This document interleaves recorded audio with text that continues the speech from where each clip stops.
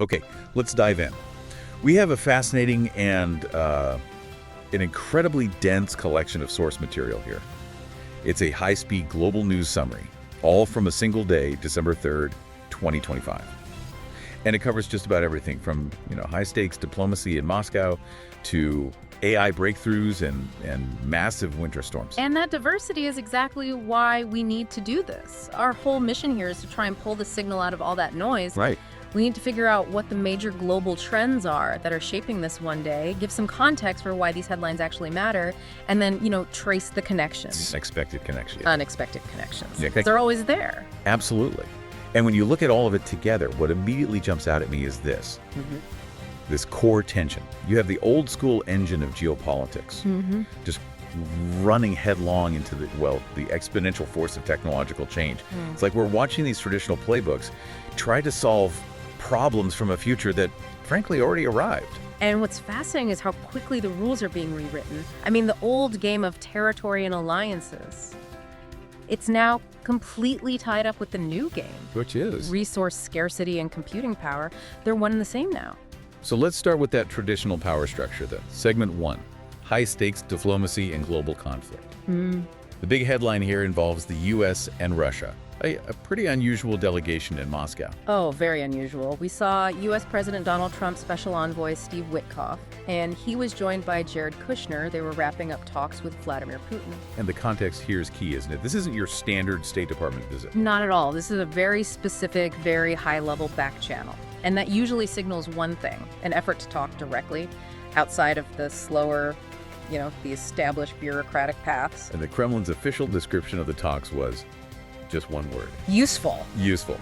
That single word is doing a lot of diplomatic heavy lifting. It is. And, in these situations, useful is often the highest praise you're going to hear when there's no actual agreement. And if you connect that to the other detail the sources give us. No breakthroughs on Ukraine. Exactly. The utility becomes clearer. It was tactical. It was about keeping channels open, maybe clarifying some red lines, but not about forging some grand peace treaty. So it's conflict management, not conflict resolution. I mean, both sides mentioned exploratory peace paths. Right.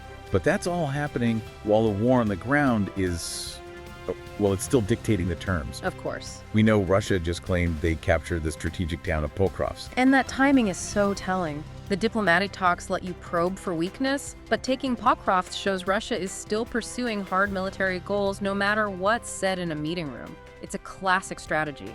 Apply military pressure to improve your negotiating hand. You talk peace, you fight for territory. Which is exactly why Ukrainian President Zelensky is constantly touring European capitals. Yeah. I mean, the war is in its 4th year now. These trips aren't just for morale anymore, are they? No. They're about locking in long-term financial and military support.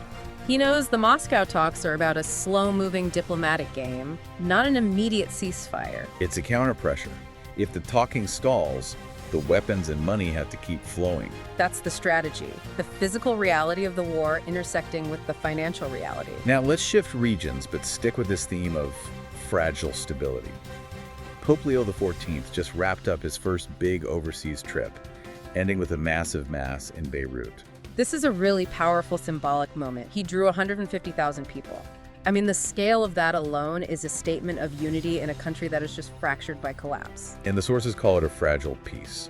It's fragile not just because of old tensions, but because the government itself is basically failing, right? It's nearing total failure. Yeah. And that brings up a really important question. When your political and diplomatic structures fail, who steps in? What provides stability? And in this case, moral authority steps in. The Pope's message was a direct plea to the region's leaders, urging them to choose hope over conflict. For a nation facing hyperinflation, political paralysis, just immense poverty, a visit like this becomes a temporary anchor. It's a powerful one. It's a statement that community can hold on even when the state is falling apart. Exactly. And that cultural moment is a perfect mirror to the political tensions we were just discussing. That's a great link. Wait, let's jump from that ancient engine of geopolitics to the absolute cutting edge. Segment 2, the AI arms race and the energy crisis it's creating. This is where things get really wild. Wild is the word. I mean, that diplomatic dance in Moscow seems almost quaint compared to the speed of what we're seeing from DeepSeek AI. We're talking about China's DeepSeek AI releasing 2 new models, V3.2 and V3.2 specially. And the metrics here are just They're stunning. They reportedly outpaced GPT-5 and Gemini 3 Pro in coding and math. That is a stark indicator. I mean, for a long time, US companies have really dominated the cutting edge of these big models. For a Chinese model to just leapfrog them in areas like math and coding, it shows this race is heating up exponentially, not just a little bit. And the specific achievement they mentioned is the perfect proof of that. The model snagged gold at a 2025 International Math Olympiad. That is so significant because that's not just about retrieving data. That's not pattern recognition. Yeah. Mathematical proofs, complex coding that requires what we call complex symbolic reasoning. It means the AI isn't just spitting back what it was trained on, it's solving new problems. It's applying abstract logic, just like a human would. It's a genuine leap. And it's thrilling, but this is where it connects right back to our earlier points. This progress has a massive, almost existential cost. This AI is thirsty. Unquenchably thirsty for energy. We pull this incredible triumph out of the virtual world of the Olympiad, and we immediately slam into the physical demands of infrastructure. The key statistic from the sources. Yeah. Data center energy demand is projected to triple by 2035. And that's not a small increase. That's a guaranteed massive expansion of our energy needs in less than a decade. Well, why is it so much? Is it just, us doing more Google searches? Not really. It's mainly the training of these models. Training something like DeepSeek or GPT-5 requires thousands of specialized chips running at full tilt for months. That process alone can use the energy of a small city. So every time a country, like China just did, pushes that frontier forward, they're committing to building bigger, more power-hungry data centers. So the global race for AI supremacy is now, by definition, a global race for energy dominance. Absolutely. The sources say this is already sparking calls for greener grids worldwide. The countries that can secure huge amounts of reliable, clean power, they are the countries that are going to win the AI race. So competition for chips becomes competition for energy infrastructure. And that creates a huge new pressure point that feeds right back into the tensions we saw with the Witkoff and Kushner talks. Wow. So technological progress, instead of solving our problems, might actually be making the old resource competitions even worse. That's a tough pill to swallow. It forces you to completely rethink what geopolitical power even means in the 21st century. And that global competition, it inevitably trickles down to domestic life. Which brings us to segment 3, domestic resilience and economic turbulence. Despite all these huge global conflicts, the sources did show some real flashes of buoyancy and real human strength.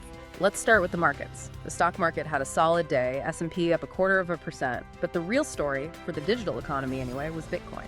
Surging past $90,000. That is a huge psychological barrier. It is, but is it just speculation? I don't think so. What's driving it then? I think hitting 90,000 confirms this broader trend of institutional adoption.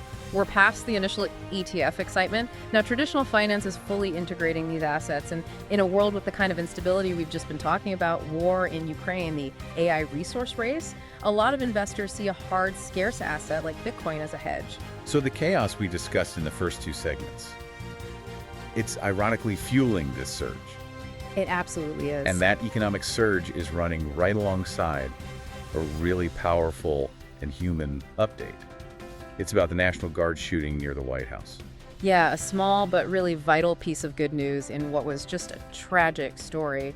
Staff Sergeant Andrew Wolf, one of the 2 West Virginia troops who was wounded, showed signs of responsiveness, wiggling his toes, reacting to a nurse. It's just a powerful reminder of personal recovery in the midst of that kind of violence. It is. And the context for that violence is important too. The sources say authorities are now probing it as a terror case. Tied to an Afghan migrant's grudge, they said. Yes. And it's just a chilling reminder of how close those big global conflicts can get to home. We can track high-level talks in Moscow all day, but an individual personal grudge from a faraway conflict can just erupt as domestic terror. The world is so interconnected. And yet, while the digital economy is soaring and the human spirit is fighting back, the physical world can still just bring everything to a grinding halt. We've got Winter Storm Chan. A massive physical disruption. And it's blanketing the Midwest and the Northeast. We tend to forget how much our high-speed economy really depends on just clear roads and runways. And the impact is huge. Major flight delays at hubs like Chicago O'Hare, Boston Logan, lasting through tomorrow. Think of that ripple effect. Canceled flights delay supply chains, they hit business travel, they disrupt personal lives. And yeah, the airlines are waiving fees, which is a small comfort, but the storm itself is a colossal, unbudgeted economic hit. It's a reminder that all of our progress, all of our ambition is always subject to the weather, layered right on top of everything else. It's an incredible contrast.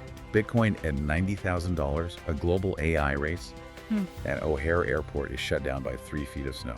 That's the definition of modern complexity. Okay, let's wrap the main discussion with our last segment, segment 4, the global cultural snapshot. These sports and entertainment updates are, well, they're a necessary bit of relief, I think.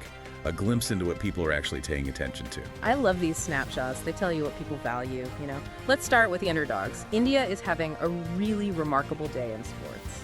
U17 football squad, their soccer team, they beat Iran 2-1. That qualifies them for the 2026 AFC Asian Cup, and the sources call it their first ever birth. That phrase, first ever birth, that's what's so important. Football isn't the dominant sport in India, not historically, but they've been investing heavily in youth development. This win is a validation of all that work. It's a huge cultural milestone for a nation of over 1 billion people. It shows their sporting ambitions are really diversifying. And that was paired with just sheer dominance in hockey. The Junior Women's World Cup opener in Santiago. India beat Namibia 13-0. Wow, a powerful statement in a sport where they have a lot of history. Though, you know, the sources also point out it's a mixed bag. Their table tennis team bowed out early. But that's the rhythm of international sports, right? The highs and lows. And beyond sports, we got a peek at the entertainment that's on the horizon. 2 big streaming drops and a movie tie-in. First up, the F1 Abu Dhabi Grand Prix. And the hook is that it might feature Brad Pitt's big screen racing debut. That's an interesting crossover. It is. Hollywood is chasing that massive global F1 audience, merging elite sport with A-list celebrity power. And on streaming, Netflix is dropping Wake Up Dead Man, a Knives Out mystery. Daniel Craig is back. Yep, Benoit Blanc solving a priest's murder this time. And then on Disney Plus Go, you have the Taylor Swift, the end of an era docuseries. That contrast kind of says it all about entertainment right now, doesn't it? It really does. You've got this huge demand for high-quality, smart, character-driven mysteries like Knives Out. And then you have the chronicle of a true cultural phenomenon, the Eras Tour, which shows this appetite for really deep, behind-the-scenes looks at these massive cultural moments. Okay, let's try to synthesize all of this. This one day, December 3rd, 2025, if we tie these different threads together, Moscow, DeepSeek, the energy crisis, what's the central story you want people to take away from this? The central story for me comes back to that friction point we identified right at the start. On one hand, you have diplomats like Witkoff and Kushner doing the slow, grinding work of trying to maintain stability on an issue like Ukraine, painstaking work. At the exact same time, you have the stunning, disruptive speed of tech progress, with DeepSeek just showing its superiority. And the speed is great, but it's the cost of that speed that connects everything. It turns a tech win into a geopolitical problem. Precisely. DeepSeek's success just reinforces this desperate global race for AI superiority, which in turn fuels that projected tripling of data center energy demand. This creates an immediate, severe global competition for clean energy, for resources. The race for the future of computing becomes the new race for scarce physical things. And that's what has always led to tension and conflict. So the diplomatic world is trying to manage 20th century style conflicts, while the tech world is accidentally creating the resource conflicts of the 21st century. That is the unavoidable takeaway from these sources, which leads us to that final provocative thought for you, the listener, to really chew on. Given that this AI arms race is heating up so fast, with DeepSeek as proof, and it's simultaneously demanding a massive increase in energy, how might the global competition for greener grids, for guaranteed massive clean power, how might that intensify the very geopolitical instability that the talks in Moscow are trying to calm down? What's the direct link between technology's unquenchable thirst and the potential for future conflict? A profound question for a day that also saw soldiers start to recover and Bitcoin blow past $90,000. Thank you for helping us unpack all this. My pleasure. We hope this deep dive helps you navigate the complex, intertwined currents of global news. Keep exploring, keep questioning, and keep sending us those fascinating sources. We'll catch you on the next Deep Dive.